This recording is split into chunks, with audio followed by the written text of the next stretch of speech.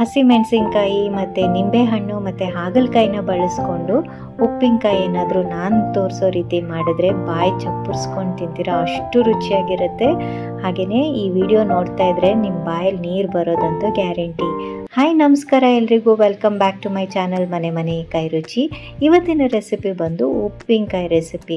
ಒಬ್ಬೊಬ್ಬರು ಮನೇಲಿ ಒಂದೊಂದು ಥರ ಉಪ್ಪಿನಕಾಯಿ ಮಾಡ್ತಾರೆ. ನಮ್ಮ ಮನೇಲಿ ನಮ್ಮಮ್ಮ ಮಾಡ್ತಿದ್ದಂಥ ಉಪ್ಪಿನಕಾಯಿ ರೆಸಿಪಿನ ನಾನು ನಿಮ್ಮ ಜೊತೆ ಶೇರ್ ಮಾಡ್ತಾಯಿದ್ದೀನಿ. ಬನ್ನಿ ನೋಡೋಣ ಹೇಗೆ ಮಾಡೋದು ಅಂತ. ಇದಕ್ಕೆ ಮೊದಲು ಒಂದು ಪ್ಯಾನಿಗೆ ಮಸಾಲೆ ಪದಾರ್ಥ ಎಲ್ಲ ಹಾಕ್ಕೊಂಡು ಹುರ್ಕೋಬೇಕಾಗತ್ತೆ. ಇಲ್ಲಿ ನಾನು 4 ಸ್ಪೂನಷ್ಟು ಧನಿಯಾನ ಹಾಕ್ಕೊತಾ ಇದ್ದೀನಿ.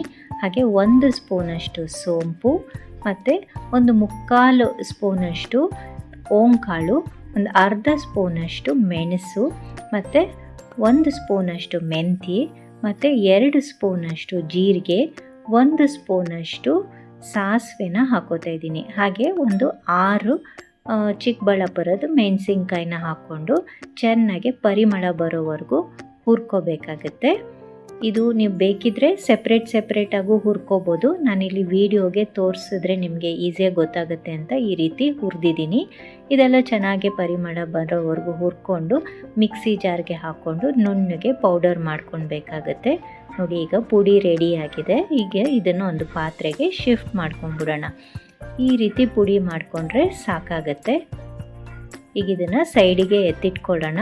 ಈಗ ಉಪ್ಪಿನಕಾಯಿಗೆ ಬೇಕಾಗಿರೋಂಥ ನಿಂಬೆಹಣ್ಣು ಮತ್ತು ಮೆಣಸಿನ್ಕಾಯಿ ಮತ್ತು ಹಾಗಲಕಾಯಿನೆಲ್ಲ ಕಟ್ ಮಾಡ್ಕೊಳ್ಳೋಣ. ಮೊದಲು ಈ ನಿಂಬೆಹಣ್ಣನ್ನೆಲ್ಲ ಚೆನ್ನಾಗಿ ತೊಳ್ಕೊಬೇಕು. ಚೆನ್ನಾಗಿ ತೊಳೆದು ಒಂದು ಬಟ್ಟೆಯಲ್ಲಿ ನೀಟಾಗಿ ಒರೆಸ್ಕೋಬೇಕು. ಹಾಗಲಕಾಯಿ ಮತ್ತು ಮೆಣಸಿನ್ಕಾಯಿ ಎಲ್ಲವನ್ನು ನೀಟಾಗಿ ಒರೆಸ್ಕೋಬೇಕು. ಇದರಲ್ಲಿ ತೇವಾಂಶ ಇರಬಾರ್ದು. ಉಪ್ಪಿನಕಾಯಿ ತುಂಬ ದಿನ ನಾವು ಸ್ಟೋರ್ ಮಾಡಿ ಇಡ್ತೀವಲ್ವ, ಹಾಗಾಗಿ ಇದರಲ್ಲಿ ನೀರಿನ ಅಂಶ ಇಲ್ಲದೇ ಇರೋ ರೀತಿ ಚೆನ್ನಾಗಿ ಒರೆಸ್ಕೋಬೇಕಾಗತ್ತೆ. ಚೆನ್ನಾಗಿ ಒರೆಸ್ಬಿಟ್ಟು ಒಂದು ಅರ್ಧ ಗಂಟೆ ಬಿಸಿಲಲ್ಲಿ ಇಟ್ಬಿಡೋಣ. ಒರೆಸಿದ ನಂತರನೂ ಸ್ವಲ್ಪ ಏನಾದರೂ ಮಾಯಿಶ್ಚರ್ ಇದ್ದರೆ ಈ ರೀತಿ ಬಿಸಿಲಲ್ಲಿ ಇಡೋದ್ರಿಂದ ಅದೆಲ್ಲ ಹೊರಟೋಗುತ್ತೆ. ನಾನು ಒಂದು ಅರ್ಧ ಗಂಟೆ ಬಿಸಿಲಲ್ಲಿಟ್ಟು ಈಗ ಇದನ್ನು ಕಟ್ ಮಾಡ್ಕೋತೀನಿ. ಇದನ್ನು ಕಟ್ ಮಾಡಿಬಿಟ್ಟು ಇದರಲ್ಲಿ ಬೀಜ ಇರೋದನ್ನೆಲ್ಲ ಸೆಪ್ರೇಟ್ ಮಾಡ್ಕೊಳ್ಬೇಕು. ಬೀಜ ಉಪ್ಪಿನಕಾಯಿಗೆ ಹಾಕೋದು ಬೇಡ, ಚೆನ್ನಾಗಿರೋದಿಲ್ಲ. ಈ ರೀತಿ ಎಲ್ಲ ಕಟ್ ಮಾಡಿಕೊಂಡು ನಾನು ಬೀಜನ ತೆಗೆದು ಸೈಡಿಗೆ ಎತ್ತಿಟ್ಕೋತಾ ಇದ್ದೀನಿ. ನಾನಿಲ್ಲಿ ಸುಮಾರು ಒಂದು 15 ನಿಂಬೆಹಣ್ಣನ್ನು ಕಟ್ ಮಾಡ್ಕೋತಾ ಇದ್ದೀನಿ. ನೋಡಿ, ಈಗ ನಿಂಬೆಹಣ್ಣೆಲ್ಲ ಕಟ್ ಮಾಡಿ ರೆಡಿ ಇಟ್ಕೋತಾ ಇದ್ದೀನಿ. ಬೀಜ ಎಲ್ಲ ತೆಗೆದು ಈಗೆಲ್ಲ ಕಟ್ ಮಾಡಿದಾಗಿದೆ, ನೋಡ್ತಾ ಇರ್ಬೋದು ನೀವು. ಈಗ ಇದನ್ನು ಸೈಡಿಗೆ ಎತ್ತಿಟ್ಕೊಂಡ್ಬಿಡೋಣ. ನೆಕ್ಸ್ಟು ಒಂದು 1/4 kg ಅಷ್ಟು ಹಾಗಲಕಾಯಿನ ತೊಗೊಂಡಿದ್ದೀನಿ. ಇದನ್ನು ಅಷ್ಟೇ ತೆಳ್ಳಗೆ ಈ ರೀತಿ ಸ್ಲೈಸ್ ಮಾಡ್ಕೊಬೇಕು. ರೌಂಡ್ ಕಟ್ ಮಾಡಿಕೊಂಡ್ರೆ ಉಪ್ಪಿನಕಾಯಲ್ಲಿ ತಿನ್ನೋಕ್ಕೆ ತುಂಬಾ ಚೆನ್ನಾಗಿರುತ್ತೆ. ಹಾಗಲಕಾಯಿ ತಿನ್ನದೇ ಇರೋರು ಸಹ ಉಪ್ಪಿನಕಾಯಿನ ಇಷ್ಟಪಟ್ಟು ತಿಂತಾರೆ. ನಾನಂತೂ ಹಾಗಲಕಾಯಿ ತಿನ್ನೋದೇ ಇಲ್ಲ, ಆದರೆ ಈ ರೀತಿ ಉಪ್ಪಿನಕಾಯಿ ಮಾಡ್ಕೊಂಡು ತಿಂದರೆ ಮಾತ್ರ ನನಗೆ ತುಂಬಾ ಇಷ್ಟ. ಸ್ವಲ್ಪನೂ ಕಹಿ ಬರೋದಿಲ್ಲ. ಈಗ ಹಸಿ ಮೆಣಸಿನ್ಕಾಯಿನ ಈ ರೀತಿ ಉದ್ದುದಕ್ಕೆ ಸೀಳ್ಕೊಂಡು ಕಟ್ ಮಾಡಿ ರೆಡಿ ಮಾಡಿ ಇಟ್ಕೊಂಡಿದ್ದೀನಿ.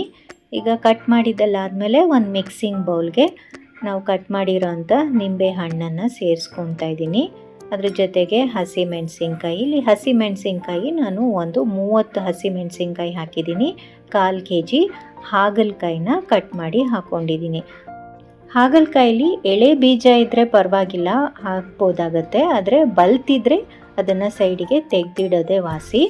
ಈಗೆಲ್ಲ ಮಿಕ್ಸ್ ಮಾಡಿಕೊಂಡು ಒಂದು 2 ಟೀ ಸ್ಪೂನಷ್ಟು ಅರಿಶಿನ, ಹಾಗೆಯೇ 2 ಹಿಡಿಯಷ್ಟು ಉಪ್ಪನ್ನು ಹಾಕ್ತಾಯಿದ್ದೀನಿ. ಉಪ್ಪಿನಕಾಯಿ ಅಲ್ವಾ, ಇದೇ ಪ್ರಿಸರ್ವೇಟಿವ್ ಆಗಿ ಕೆಲಸ ಮಾಡೋದು. ಹಾಗಾಗಿ 2 ಹಿಡಿ ಉಪ್ಪು ಮತ್ತು ನಾವಾಗಲೇ ಪುಡಿ ಮಾಡಿಟ್ಕೊಂಡಂಥ ಮಸಾಲೆ ಇದಿಷ್ಟನ್ನು ಚೆನ್ನಾಗಿ ಹಾಕಿ ಮಿಕ್ಸ್ ಮಾಡಬೇಕಾಗತ್ತೆ.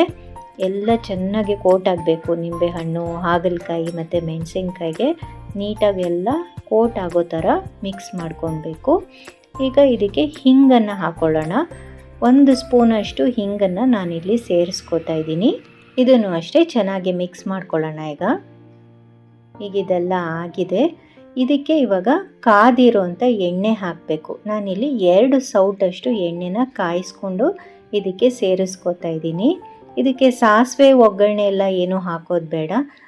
ಬಿಸಿ ಎಣ್ಣೆ ಕಾಯಿಸಿ ಹಾಕಿದ್ರೆ ಸಾಕು. ಸಾಸಿವೆ ಒಗ್ಗರಣೆ ಫ್ಲೇವರ್ ಅಷ್ಟು ಚೆನ್ನಾಗಿ ಅನಿಸಲ್ಲ. ಇದಕ್ಕೆ ಕಾದಿರೋ ಎಣ್ಣೆ ಹಾಕಿದ್ರೆ ತುಂಬ ಚೆನ್ನಾಗಿ ಬರುತ್ತೆ ಉಪ್ಪಿನಕಾಯಿ. ಈ ಕಾದಿರೋ ಎಣ್ಣೆ ಎಲ್ಲ ಹಾಕಿದ್ಮೇಲೆ ಚೆನ್ನಾಗೆಲ್ಲ ಮಿಕ್ಸ್ ಮಾಡಿಬಿಟ್ಟು ಒಂದು ಗ್ಲಾಸ್ ಬಾಟ್ಲ್ ಅಥವಾ ಜಾರಲ್ಲಿ ಇದನ್ನು ಹಾಕಿಡಬೇಕು. ಗ್ಲಾಸ್ ಜಾರ್ ಇಲ್ಲ ಅಂದರೆ ಪಿಂಗಾಣಿ ಸೆರಾಮಿಕ್ ಇದು ಬರುತ್ತಲ್ವ ಜಾಡಿ, ಅದರಲ್ಲೂ ಸಹ ಹಾಕ್ಬೋದು. ಇದನ್ನು ಹಾಕಿಟ್ಬಿಟ್ಟು ಒಂದು 4-5 ದಿವಸ ಇದನ್ನು ಮಾಗೋದಕ್ಕೆ ಬಿಡಬೇಕು. ಒಂದು 5 ದಿನದಲ್ಲಿ ನಿಂಬೆ ರಸ ಎಲ್ಲ ಚೆನ್ನಾಗಿ ಬಿಟ್ಕೊಂಡು ಈ ಉಪ್ಪಿನಕಾಯಿ ಸಾಫ್ಟ್ ಆಗುತ್ತೆ, ತಿನ್ನೋಕ್ಕೆ ರೆಡಿ ಆಗುತ್ತೆ. ಇಮಿಡಿಯೇಟಾಗಿ ಇದನ್ನ ತಿನ್ನೋಕ್ಕೆ ಅಷ್ಟು ಸರಿ ಹೋಗೋದಿಲ್ಲ. ಇದೆಲ್ಲ ಚೆನ್ನಾಗಿ ನೀರು ಬಿಟ್ಟು ಸಾಫ್ಟ್ ಆಗಬೇಕು, ಅಲ್ಲಿ ತನಕ ಇದನ್ನು ಹಾಗೇ ಏರ್ಟೈಟ್ ಕಂಟೈನರಲ್ಲಿ ಸ್ಟೋರ್ ಮಾಡಬೇಕಾಗತ್ತೆ. ಈಗಿದು ಒಂದು 4-5 ದಿನ ಮಾಗಿದ ನಂತರ ನೋಡಿ ಉಪ್ಪಿನಕಾಯಿ ಈ ಥರ ರೆಡಿಯಾಗಿದೆ. ಮೊಸರನ್ನ ಜೊತೆಗೆ ಅಥವಾ ಊಟಕ್ಕೆ ನೆಂಚ್ಕೊಂಡು ತಿನ್ನೋಕ್ಕಂತೂ ತುಂಬಾ ರುಚಿಯಾಗಿರುತ್ತೆ. ಹಾಗೆಯೇ ಹುಳಿ ಅಂಶನೂ ನಮ್ಮ ಬಾಡಿಯಲ್ಲಿ ಸೇರುತ್ತೆ. ಹಾಗೆ ಹಾಗಲಕಾಯಿ ಕಹಿ ಸಹ ದೇಹಕ್ಕೆ ಒಳ್ಳೆಯದು. ಇದನ್ನು ಕರೆಕ್ಟಾಗಿ ನೀರೆಲ್ಲ ಚೆನ್ನಾಗಿ ಒರೆಸ್ಕೊಂಡು ಮಡಿಯಾಗೆ ಮಾಡಿದ್ರೆ 6 ತಿಂಗಳು ತನಕ ಆರಾಮಾಗಿ ಸ್ಟೋರ್ ಮಾಡ್ಬೋದು. ಟ್ರೈ ಮಾಡಿ ಹೇಗೆ ಬಂತು ಅಂತ ಖಂಡಿತ ಕಮೆಂಟ್ ಸೆಕ್ಷನಲ್ಲಿ ತಿಳಿಸಿ. ಹಾಗೆಯೇ ಈ ವಿಡಿಯೋ ನಿಮ್ಗೆ ಏನಾದರೂ ಇಷ್ಟ ಆಗಿದ್ದಲ್ಲಿ ದಯವಿಟ್ಟು ಲೈಕ್ ಮಾಡಿ, ಶೇರ್ ಮಾಡಿ ಮತ್ತು ಸಬ್ಸ್ಕ್ರೈಬ್ ಮಾಡೋದನ್ನು ಮಾತ್ರ ಮರಿಬೇಡಿ. See you in the next video. Thank you for watching. Happy cooking.